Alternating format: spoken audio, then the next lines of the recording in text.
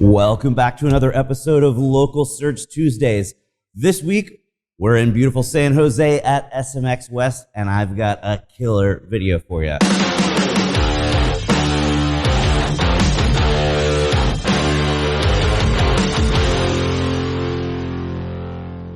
So we are here at SMX West, and there's nothing better to do in this week's video than to share my entire presentation. So check it out. Here's my presentation that I did that's all about optimizing your GMB presence. This is Nick Fury's guide to optimizing Google My Business. I am Greg Gifford, the Vice President of Search for SearchLab. The important thing is you want to check out our blog every week. I run a weekly video series called Local Search Tuesdays, so it's short 3 to 5 minute videos every week with awesome local search tips. And also I speak at a lot of conferences all over the world, and I see a lot of really bad presenters. Guys that don't really get out of their cubicles much, and they kind of just stand behind the podium and their backs mostly to the crowd, and they just sit there and read their slides. And the background of the slides is just plain white, and it's black Arial font with tons of bullet points, and they're just reading bullet point after bullet point, and that's not very fun to watch. So I firmly believe that bullet points kill kittens, and this will be a kitty-safe presentation. And you know what happens when you mess with the kitties, right? Obviously, you noticed the Samuel L. Jackson reference at the beginning. I'm a big movie nerd, and I was a film major in college. I like to combine my love of movies with my love of SEO when I make presentations. So for today, our movie theme is movies starring the great Samuel L. Jackson.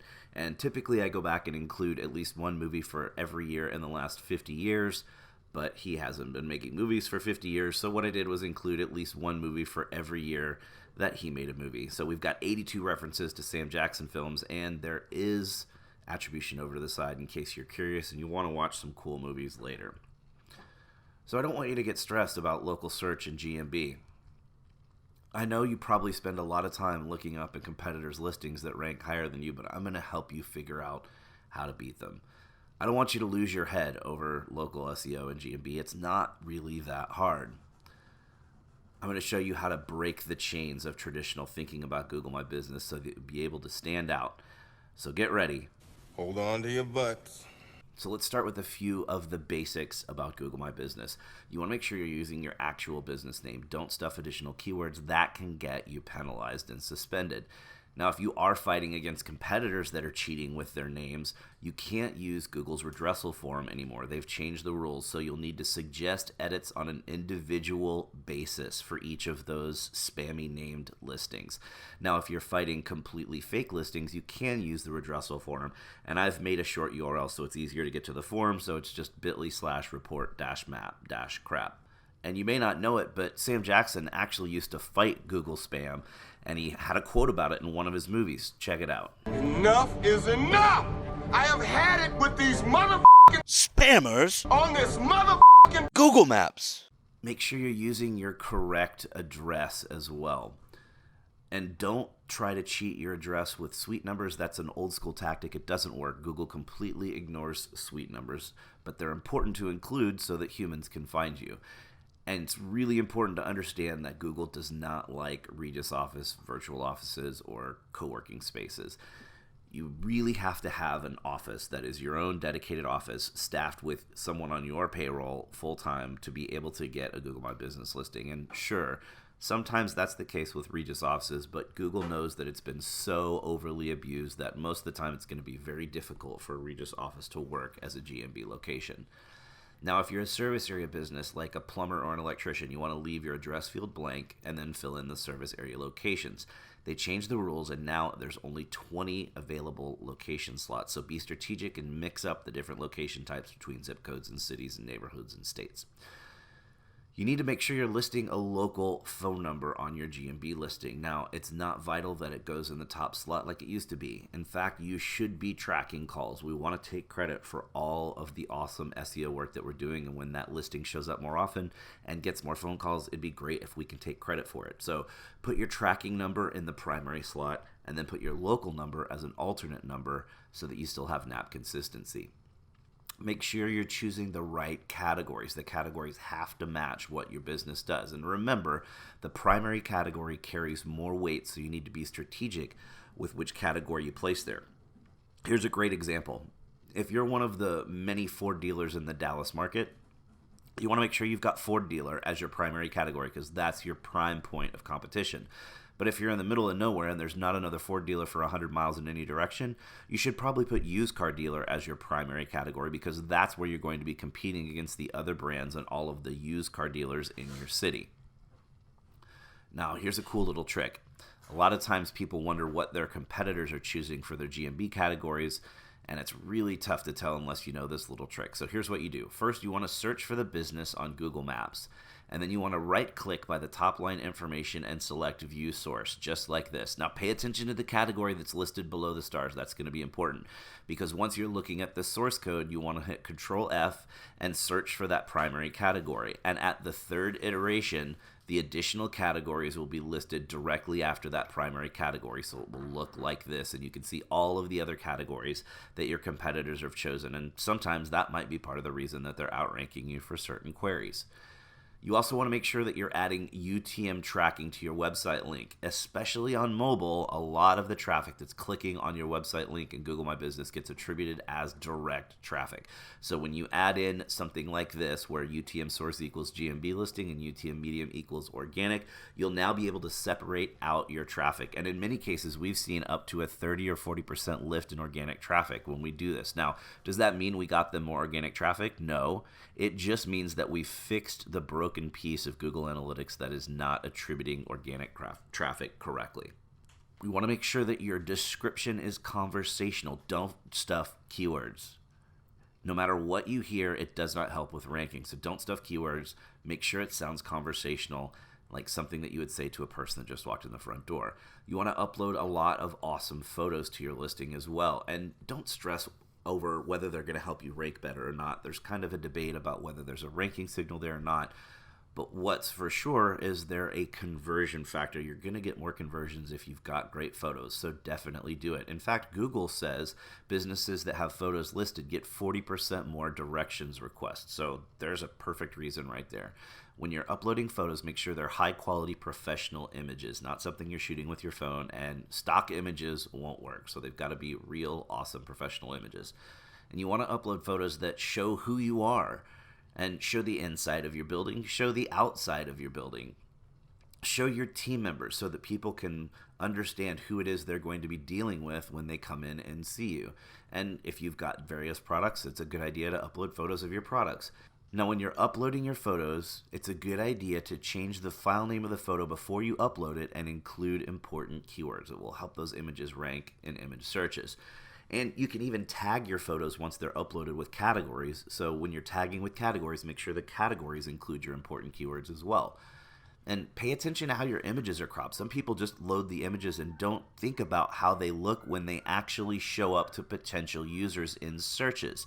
So sometimes the image will be cropped to a square like this. So you see on mobile, on that Southern France patisserie listing, it's cropped to a square and you see half of two different plates.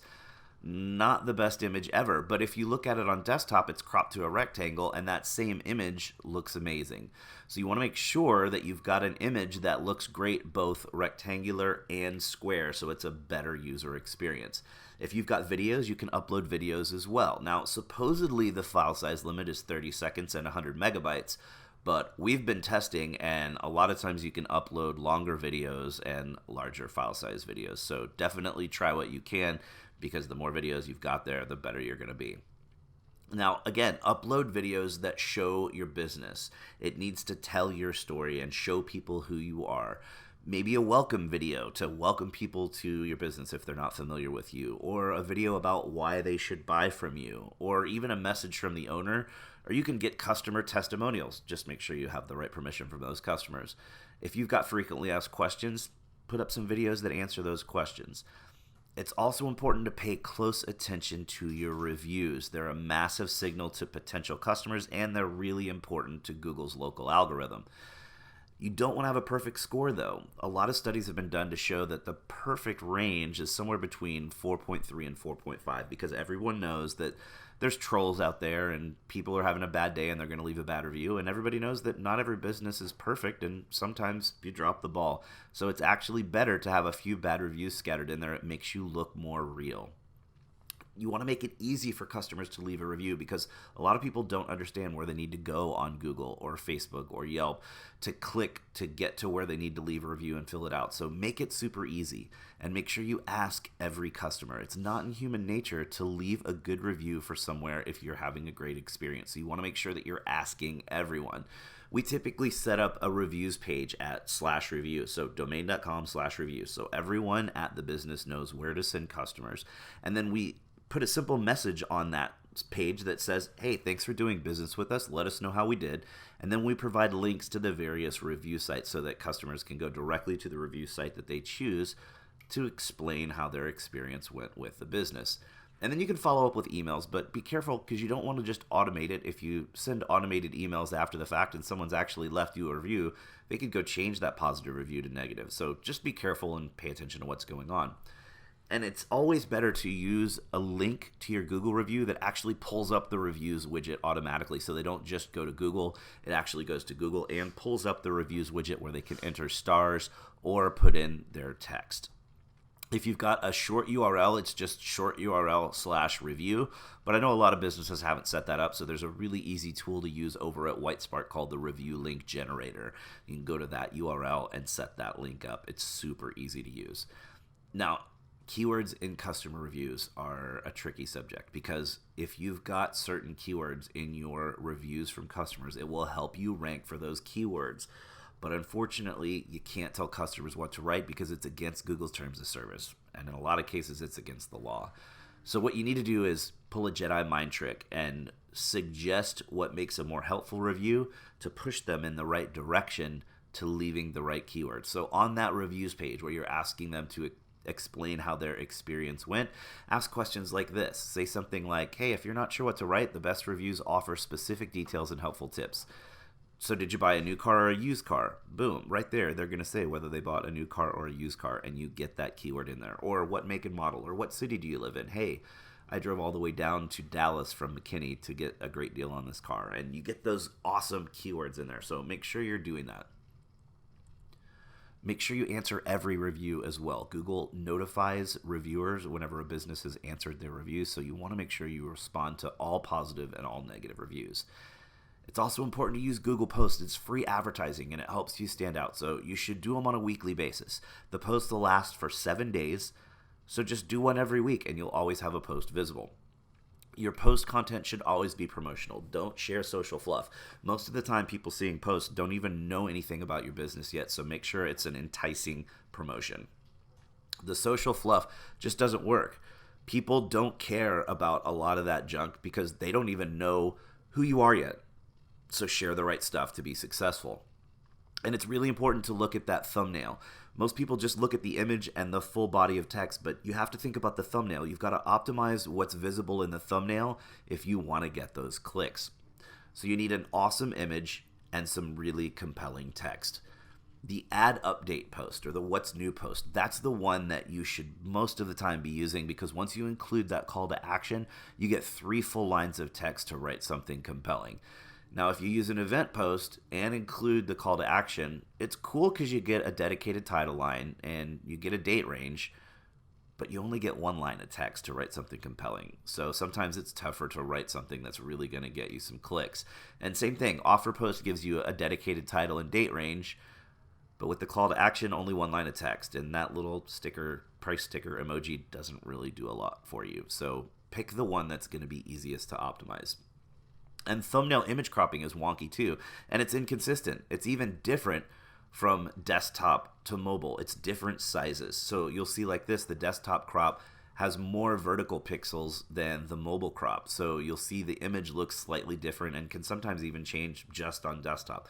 So we've created a Google Post image guide. This is a Photoshop document that will help you figure out what's going to show up when you're loading these images into Google Posts. So anything within that white grid, which is on a separate layer in the Photoshop document, anything within the white grid will show up in the crop, and then the entire image shows up once they've clicked and pulled up the full post. Always make sure you're including a call to action link. We're marketers. We're trying to drive marketing business and leads. You want to put call to action links in those posts. It's incredibly important. Now, a lot of people complain that posts aren't that effective, but I say, hey, look, it takes 10 minutes to create a post at most. And if you're going to do one once a week, that's maybe 40 minutes a month you're spending. And if you do promotional content and put something enticing up, you're going to get clicks. You're going to get conversions. And even if you're just getting a conversion a month, that's 40 minutes of time. It's definitely worth it. So now you know how to balance the signals on Google My Business to get better visibility. And you can all go out and pimp your sites. And it's been a long conference so far, so it's time for me to go have a drink, and then I'm going to fade away.